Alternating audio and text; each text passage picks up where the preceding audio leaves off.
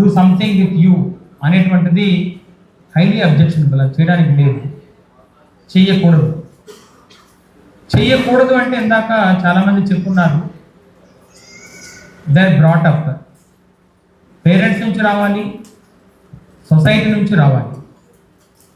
ఈ రెండింటికంటే కూడా ఎక్కువ సమయం వాళ్ళు మీతోనే ఉంటారు.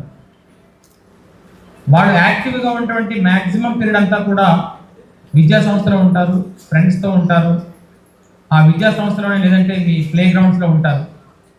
ఈ అన్ని చోట్ల కూడా వాళ్ళకి ఇది తెలుస్తూ ఉండాలి.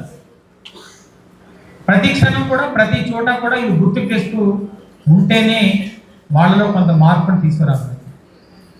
పీర్ గ్రూప్ మెంటాలిటీ ఏదైతే ఉందో ఆ పీర్ గ్రూప్ని మీరు కరెక్ట్గా కానీ ఫామ్ చేయగలిగితే, ఆ పీర్ గ్రూప్ని కరెక్ట్గా కానీ మీరు కల్చర్ చేయగలిగితే,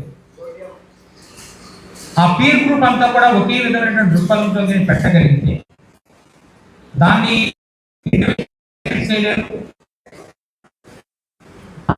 స్కూల్ రిమైనింగ్ సొసైటీ ఏముంది అది కూడా చేయలేదు.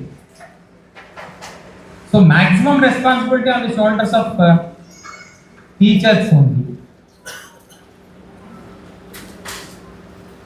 Enter to learn for the education institutions and leave to create అనేటువంటి వర్డ్స్ ఉన్నాయి.